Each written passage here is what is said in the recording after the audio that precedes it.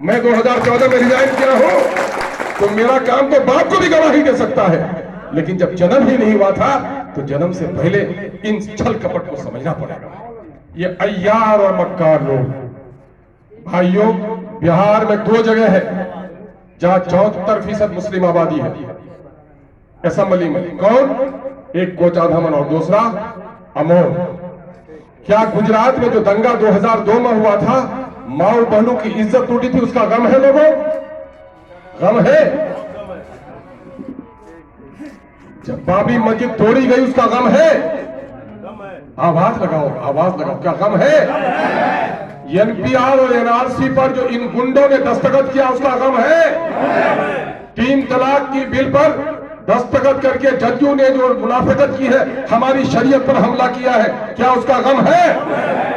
अगर मैं समझता हूं कि 74% आबादी को अपने शरीयत का पास है, अपने मस्जिद से मोहब्बत है, दाढ़ी और टोपी के नाम पर जो लोग मारे गए हैं उन भाइयों का गम है, गाय के नाम पर जो मारे गए हैं उन भाइयों का गम है, तो मैं ये कहने पर हक पर जानिब हूं कि इंशाअल्लाहुल अजीज हमारे सीमांचल में बच्चा गरीब होकर होटल में पोछा मार सकता है, हमारा नौजवान दिल्ली और पंजाब में जाकर मजदूरी कर सकता है, लेकिन जिन लोगों ने गुजरात में गुंडागर्दी की है, मस्जिद को तोड़ा है, तलाक बिल पर दस्तखत किया है, एनपीआर एनआरसी पर दस्तखत किया है, हमारी कौम का कोई नौजवान ऐसे गद्दारों को वोट नहीं दे सकता। और यही लोगों को बताना है, एक भिखमंगा फकीर आ जाए, बदन पर चेथरे हो, कपड़े नहीं हो ठीक से उसको, और वो विकास नहीं उसका विनाश है, उसको कहोगे नहीं तुमको मैं शेरवानी बना देता हूं, माथे में टीका है पंडित जी, उसको सिर्फ कहो कि मैं सब कुछ कर देता हूं, तुम मेरे मस्जिद में नमाज पढ़ लो। अगर सच्चा हिंदू होगा तो भूखे मर जाएगा, तुम्हारी शेरवानी पहनकर मस्जिदों में हाजिरी नहीं देगा। आज कोई फकीर है, भीख मांगने के लिए जाता है, हाथ पे कटोरा है, सर पे टोपी है, चेहरे पे दाढ़ी है, कोई हिंदू से कहे कि तुम तो भीख मांगते हो, बड़ी दिक्कत होती है, कटोरा लेके फिरते हो, अच्छा नहीं लगता है, बदन पे कपड़े भी नहीं है, तुम सिर्फ अपना दाढ़ी मुंडा लो, टोपी उतार दो, टीका लगा लो और मेरे मंदिर में चलो, हम तुमको दौलत दे देंगे। उस जमीन अगर गैरत जिंदा है तो भूखे मर जाएगा, लेकिन टोपी उतार कर कभी टीका नहीं है। ये सच है क्या? अगर ये सच है ये बात तो यकीन रखो लोगों, 2010 में एक हाथ में तीर और दूसरे हाथ में कमल लेकर आया था, जो हस्र 2010 में हुआ था वही हस्र 2020 में इंशाअल्लाह। सूफी का बेटा जाके शराब की दुकान करेगा, शर्म की बात है कि नहीं? 74% मुस्लिम आबादी का नेता जाकर बोलेगा मोदी का हाथ मजबूत करो, यानी मोदी का हाथ मजबूत करो तो मुसलमानों की बेटियों की इज्जत से खिलवाड़ करो। जो मुसलमानों की बेटियों से की इज्जत से खिलवाड़ करने के लिए मोदी का हाथ मजबूत कर सकता है, उसके पंजे को मरोड़ देना है, अपने बस्ती में आने की जगह नहीं देना है।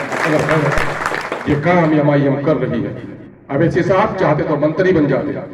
मेरी कुर्बानियां मेरे दोस्तों को याद है, लेकिन सारी कुर्बानियां याद नहीं है। एमएलए की चिट्ठी नहीं गंवाई, मैंने एमपी का इलेक्शन ही नहीं छोड़ा। लोगों, एक मेंबर भी अपनी मेंबरी को छोड़ने के लिए 3 वोट आएगा भाई के खिलाफ खड़ा हो गया है, समझाते कि मैं भेजा हरिया बेटी गोठे जा कुछ किए कुछ मी जीतू करे आ गिनती हो जाए तो 3 खान वोटों से वार बीबी वार बेटा छोड़ता है कोई क्या? और अख्तर ईमान ने क्या एमएलए छोड़ा कि नहीं छोड़ा था? किसके लिए? अपनी मिल्लत के खातिर कि बीजेपी से तोड़कर लाया था नीतीश को, तब मैंने रिजाइन किया था, और जब बीजेपी से मिला नीतीश तो मैंने उसकी टिकट को लात मारा, और मैं अगर टिकट को लात नहीं मारता, हार भी जाता तो वजीर बनता, मैंने वजारत की कुर्सी को भी लात मारा है। आपके गरीब बेटे ने कमल कुर्बानी देने का काम। आज कोचाधामन के लोगों, कई लोग इस मैदान में आकर आगे बढ़ने का काम कर रहे थे। भाई जनाबे इजार अस्फी साहब, मैं जब 2005 में इलेक्शन लड़ा था, ये भी लड़ रहे थे। जब 2005 में दूसरी बार इलेक्शन लड़ने की बारी आई तो मैं इनके घर पर गया था और मैंने कहा लड़ना अगर इलाके के लिए है तो आपका भाई अगर जीता है तो दोबारा आपको नहीं लड़ना, अपने भाई का साथ देना है। मैं वो दिन नहीं भूल सकता हूं कि जनाब भाई इजार अस्फी साहब ने कहा नहीं अख्तर ईमान साहब, कौम ने आपको कबूल किया है, आप ही लड़िएगा, मैं आपका साथ दूंगा। पिछले दिनों में पार्टी ने फैसला लिया था कि 100 से ज्यादा सीटों पर हम लोग इलेक्शन लड़ेंगे। कोविड की वजह से हमारी तैयारी नहीं हो पाई, और जब भाई इजार अस्फी साहब ने कहा कि क्या करें, मैंने कहा कि संगठन का काम कीजिए, चाहे हम लड़ेंगे या आप लड़िएगा। चंद और भी लोग खड़े थे, लेकिन जब उन्होंने देखा कि नहीं इजार अस्फी साहब से अख्तर साहब का नरमी बरत रहे हैं तो कुछ लोगों ने सर अपना पीछे कर लिया और भाई इजहार साहब ने अपना काम किया है। मैं आज आप लोगों के पास मशवरे के लिए बुलाया हूँ। मैंने लंबी गुफ्तगू पहले की है और शायद पार्टी का अगर हुक्म हो कहीं से तो पार्टी का ये कहना है कि जमात खड़ी हो जाएगी तो इमाम भी जरूरी है, तो तुम्हें भी इलेक्शन लड़ना पड़ सकता है अगर पार्टी का कुछ ऐसा फैसला होगा। हरचंद के मैं चाह रहा था कि मैं 2024 के लिए तैयारी करूं, तो इस तरह तफसीली गुफ्तगू आपसे करने का मौका नहीं मिलेगा। हमारे कुछ साथियों ने भी कहा है कि आपके लिए तो तन मन धन सब कुछ लगा दिए थे, पेट में कपड़ा मान के लड़े थे, लेकिन सबके लिए नहीं लड़ पाएंगे।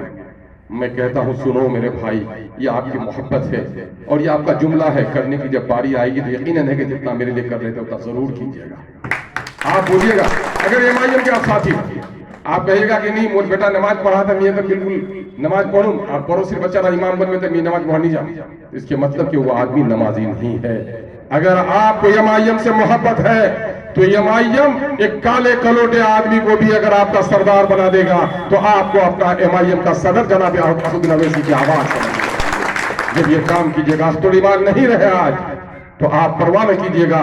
एमआईएम आज मिल्लत की जरूरत है, एमआईएम आज हिंदुस्तान की जरूरत है। अख्तुल ईमान पहुंच सकता है, उसे छोड़ दीजिएगा। खुदा की कसम आज जो हिंदुस्तान का नक्शा है एमआईएम नहीं छोड़िएगा, इसलिए कि एमआईएम आज गरीबों, यतीमों, बेबसों और लाचारों की पार्टी है।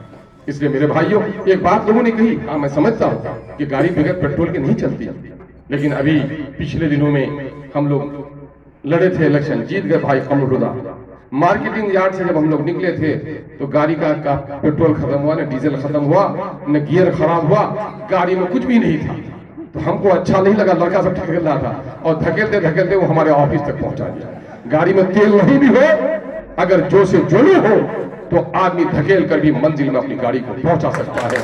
आपको समझना है, जिस दिन आप समझ लीजिएगा कि ये लड़ाई अख्तुल ईमान की है, नहीं जीत पाइएगा। जिस दिन ये समझ लीजिएगा कि ये लड़ाई इजहार अस्फी साहब की है, नहीं जीत पाइएगा। जिस दिन ये समझिएगा ये लड़ाई आने वाले दिनों में मेरे बच्चों के ईमान का है, हमारी शरीयत का है, यूनिफॉर्म सिविल कोड का है, एनपीआर और एनआरसी का है। मेरा बच्चा दाढ़ी रखकर जो जा रहा है देवबंद और बरेली, इज्जत से कैसे जाएगा ट्रेन पर अगर मेरे बच्चे का है? तो आप जो 2 या 3 दिन या 1.5 दिन जो आप जो कहते हैं कि पेट्रोल खत्म हो जाता है, तो उस दिन आप नहीं देखिएगा कि इजहार अस्फी साहब आए कि नहीं आए। आप ये समझिएगा कि मैं अपनी कौम और अपनी मिल्लत को आबरू बचाना है तो सब कुछ करना चाहिए, सब कुछ करना। या नहीं समझिएगा कि चोल मियाँ उन्ना तक दौरादौरी कोनो मियाँ आज समारोह घरों तो 100 टका बांटो। यकीन जानो हमारे उलमा यहाँ पर है, फितने दज्जाल जिससे पनाह मांगा जाता है, अजाब जहन्नम से, अजाब कब्र से, उस तरह से फितने दज्जाल से पनाह मांगा गया। दज्जाल आएगा, हाथ में जन्नत दिखाएगा, है ना? और अगर उस वक्त आप अपने ईमान की आजमाइश में नहीं किए तो पूरी जिंदगी की आपकी जो रियाजत है, पूरी जिंदगी की इबादत बेकार चली जाएगी। इलेक्शन का जमाना आएगा, क्या औकात है उस शख्स की जो पैसे बांट रहा है? उस शख्स ने लूटा है। कैसा लूटा? जो बालू की गाड़ी आती थी आपके यहाँ 2000 में, वो आज 3200 रुपए 3500 रुपए में आती है। क्यों आती है? कि सड़क पर इस गाड़ी को लूटा जाता है और उसका कीमत गरीबों को अदा करनी पड़ती है। यकीन जानो, आज से 10 साल पहले जो जमीन की रजिस्ट्री होती थी 1000 रुपए में, आज वो 30,000 में रजिस्ट्री हो रही है। पता है आपको? 1 बीघा जमीन रजिस्ट्री करने जा रहे हैं 40-45 हजार। ये टैक्स पे ये विकास हो गया, ये विकास हो गया। सड़क जो आप कह रहे हो, कौन सी सड़क नहीं बनाई? कोई बना दे। 2012 में फाइनल हुई थी, 2011-12 में फाइनल हुई सानगरा से दामदपाड़ा वाली सड़क, और 5 साल तक मेंटेनेंस था उसका। 5 साल के मेंटेनेंस के बगैर वो पीडब्ल्यू में नहीं जा सकती थी। फिर भी उसमें जो मुरम्मती के नाम से करोड़ों रुपया निकाला गया। आपको हैरत होगी कि 13 करोड़ में वो सड़क बनी थी और 2015 में उस सड़क के मुरम्मती के नाम पर 17 करोड़ रुपया निकाला गया। और वो 17 करोड़ रुपए का हिसाब भी नहीं हुआ कि पीडब्ल्यूडी में सैंक्शन कराकर वो काम कराया गया। ये किन के पैसे लूटे जा रहे हैं? ये आपके पैसे लूटे जा रहे हैं। अख्तुल ईमान ने जो सड़क किया था मस्तान चौक से वहां तक, तसीम साहब के द्वारा सैंक्शन हुआ था, मुरम्मतीकरण का काम किया था, तो आपने देखा था कि उसके मुरम्मतीकरण में कितनी मजबूती थी। सड़क के चौड़ीकरण का मामला बाद को सैंक्शन हुआ। ये सारी बातें, और आप देख लीजिए पिपला के पास, मैं जिला परिषद में था तो 80,000 से कलभट बनाया था, और आज वो कलभट 2 हो जाता। लेकिन आपको सुनकर हैरत होगी कि ठेकेदारी के नाम पर वहां 3 करोड़ से ज्यादा का पुल बनाया गया, और जहां रोपा गाड़ा हुआ है कभी पानी ही नहीं जाता है। ये क्या हुआ? ये विकास हुआ? ये लूटा जा रहा है आपको। आपके बच्चों के मुकद्दर को लूटा जा रहा है, स्कूल के पैसे लूटे जा रहे हैं, आंगनबाड़ी का पैसा लूटा जा रहा है, डॉक्टर खाने से दवाइयां लूटी जा रही है। और वो अगर कुत्ता लोथरा पर पलता है लेकिन चोर को कभी नहीं बख्शता है। मेरे बाज़मीर लोगों, जिन लोगों ने तुम्हारे पैसे को लूटा है तुम उसके पैसे को लूट लेना, लेकिन कभी बेजमीर लोगों का साथ मत देना, वरना तुम्हारे आने वाले दिन। मेरे भाइयों, इसलिए मैं आपसे कहना चाहता हूं कि हम लोगों ने तय किया है कि हम बिहार के मुख्तलिफ जगहों पर लड़ रहे हैं। आपको फख्र होगा, ये किशनगंज की पहली तारीख है कि आरा से, छपड़ा से, सीतामढ़ी से, गया से एक अदद टिकट के खातिर आपके भाई के पास हजारों पैरवी लेकर आ रहा है। ये आपकी मोहब्बत है और आप ये समझ रहे हैं कि क्या करेंगे। आज अल्हम्दुलिल्लाह अभी इश्तियाक साहब है हमारे यहाँ, उस दिन भागलपुर से चंद मेहमान आए थे, 2 गाड़ी लेकर 10-12 आदमी आए थे। उस दिन ज्वाइनिंग थी तो हम ज्यादा तवज्जो नहीं दे पाए और हमने कहा भाई आज हमारी बात नहीं हो पाएगी, हम पिछले दिन में पटना जाने वाले हैं, हम उधर से भागलपुर आएंगे, वहीं आप लोगों से मिलने के, माफ कीजिएगा जरा सा उलमा लोग थे, बड़े बुजुर्ग थे हमारे, हमको अच्छा नहीं लगा कि हम दोबारा आने गए। मैंने कहा मैं ही आप लोगों से मिलते हुए आएगा, मैं सोचा दिल जो ही हो जाए। आपको मैं उन लोगों से खबर दिया था, लेकिन खबर न जाने कैसे वहां पहुंच गई। जब हम लोग भागलपुर में पहुंचे थे तो बिला गालिबा 400 से 500 आदमी हाथों में फूल लिए अख्तर ईमान के इस्तकबाल के लिए। ये दरअसल आपकी मिल्लत की मोहब्बत, आपकी क़यादत उठ रही है। मैंने कई जगह लोगों को समझाने के लिए कहा कि चौराहे पे बच्चा खड़ा है तो बच्चे को पूछो नाम क्या है, तो बच्चा बता देता है कि मेरा नाम जैद है, मेरा नाम बकर है। बोलोगे कहाँ के रहने वाले हो, कहा फला बस्ती का रहने वाला हूं। कहा वहां का मुखिया को जानते हो, कहा हाँ मैं जानता हूँ, मुखिया का फला नाम है। कहा सरपंच को जानते हो, कहा फला नाम है। कहा कि वहां का जो समिति है उसका नाम जानते हो, कहा हाँ बड़ा मैं उसका नाम जानता हूँ, फला नाम है। फिर उसको पूछिएगा तुम किसका बेटा हो। अब बच्चा कुछ नहीं बोलता है तो क्या कहिएगा कि बच्चा तो गहरा है, वो तो मुखिया सरपंच समिति सभी को जानता है, तो फिर क्या नहीं बोलता है। तो बोले तुम्हारे बाप का नाम क्या बोलो, तो फिर भी बच्चा नहीं बोलता है। बच्चे के हाथ में पानी भी नहीं, आपका ख्याल होगा कि शायद बच्चा ठो बाप अभी मरा होगा, नाम लेते हुए शायद दिल में दर्द आ रहा है, लेकिन आंख में पानी भी नहीं। अरे क्या नहीं बोलते बाप का नाम, नहीं बोलता तो क्या कहिएगा कि शायद ये बच्चे का बाप चोर होगा, डकैत होगा, जिसका नाम लेते हुए शर्माता, ऐसा बोलेगा कि नहीं। या अगर फिर भी नहीं बोलता है तो शायद ये भी समझ लेंगे शायद अब जुआ हुआ, ऐसा हो सकता है कि। मैं बोलता हूं कि आप बोलिए बिहार में जादव का नेता कौन है, आवाज से बोलो। पासवान का नेता कौन है, कुर्मी का नेता कौन है, मुसलमानों का नेता तो उस बच्चे का हाल है कि नहीं। यकीन जानो बच्चा यतीम होता है बाप के मरने के बाद, और कौम यतीम होती है अपने लीडरों को खो देने के बाद। जो कौम अपने दरमियान में लीडर नहीं चुनती वो अपने लश्करों को बर्बाद करने का फैसला करती है। एमआईएम हो और कांग्रेस हो, वो आपको नेता नहीं दे सकता है। आप उसे वोट देंगे तो वो गुलाम अपनी पार्टी का होगा। एमआईएम जिसको चुनिएगा वो किसी पार्टी का गुलाम नहीं होगा, आपके दल का तर्जुमान। इसलिए ये लड़ाई आपको अपनी समझनी पड़ेगी। और ये बात कह दूं, गलती से आप लोग सुन लिए कि इशार साहब बहुत पैसा वाला है। मेरे भाई हलाल की रोटी जो कमाई हुई होती है उसका बड़ा दर्द होता है। लुटेरों को लूट लो, लेकिन इस शख्स ने लूटा नहीं है। इजहार एसपी साहब आज आए हैं, किस लिए आए हैं? इलेक्शन में आया था, दूसरा आदमी तो लूटा कि नहीं लूटा, कितनी जगह जमीन खरीदी, कितने पैसे हैं जाकर पूछो उनको, वो लूटा है। लुटेरा लूटने के लिए आता है, दौलत हो आदमी को तो इज्जत के लिए आता है। अल्हम्दुलिल्लाह मैं समझता हूं कि पूरे विधानसभा में इज्जतदार लोगों में नाम शामिल है हमारे इजहार एसपी साहब का, जमीयत उलमा के जिम्मेदार भी है, उलमा की सब में भी बैठते हैं। मैं नहीं समझता कि एमएलए बनने से बहुत ज्यादा इज्जत बढ़ जाएगी। शोहरत का मामला है तो हम आपको बता देते हैं कि दूसरा एमएलए को उतनी शोहरत नहीं मिलती है जितना एमआईएम के एक सदर को शोहरत मिलती है। एमआईएम में शामिल हो गया है तो यकीनन है कि अगर हम लोग स्टेट कमेटी में गए तो शोहरत मिलेगी। लेकिन मैं समझता हूं शायद मेरा ये सोचना सही हो, और अल्लाह करे मैं भाई इजहार एसपी साहब से भी कहूंगा कि ये सही नियत कर लीजिए कि लोग शोहरत के लिए आते हैं, दौलत के लिए आते हैं, इज्जत के लिए आते हैं, लेकिन ये सभी नामुराद लोग हैं। सियासत में जिन लोगों को दुनिया में भी और आखिरत को अजर मिलने वाला है वो इस नियत से आए कि मैं इंसानों की खिदमत के लिए सियासत करने वाला हूं। मैदान सियासत में खिदमत के लिए आया हुआ है। मैं आप लोगों से मशवरा, मैंने अभी तक कोई ऐलान नहीं किया। क्यों नहीं ऐलान किया? हम कहते थे कि इजहार साहब को टिकट देते, तो आप लोग कहते हैं कि हम लोग साहब जान लड़ाए, आज 15 साल से 20 साल से अब्दुल रहमान के साथ रहे, लेकिन हम लोग कोई दिन पूछा भी नहीं, मौका नहीं मिल सकता। ऐसा बहुत सारे लोगों से टेलीफोन से बात किए हैं, लेकिन अभी हमारी पार्टी के लीडर कल आ रहे हैं हैदराबाद। मैं आप लोगों से मशवरा करना चाहता हूँ कि मैंने चूंकि पहले इलेक्शन लड़ने का फैसला नहीं किया था, हल्का सा भाई को इशारा दिया था, और मुमकिन है कि आपका बेटा दूसरी जगह से भी कोई कामयाबी हासिल कर सकता है, ये मौके आ भी सकते हैं। तो क्या आप लोगों की इजाजत होगी कि कोचाधवन का टिकट भाई जनाब इजहार अस्फी साहब को दिया जाए? सब लोग राजी हैं?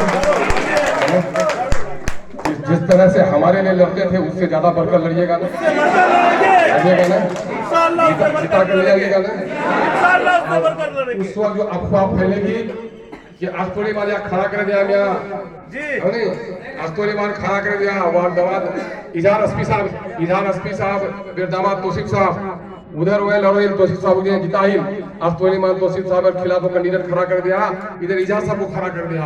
इस तरह के भी अफवाह फैलाएगा, क्या इस पर यकीन कीजिएगा? नहीं कीजिएगा। तो मैं आप लोगों के इस जज्बात और ख्यालात को अपनी मरकजी टीम हैदराबाद तक पहुंचा सकता हूँ। चलिए, अल्लाह तबारक तआला हम सब के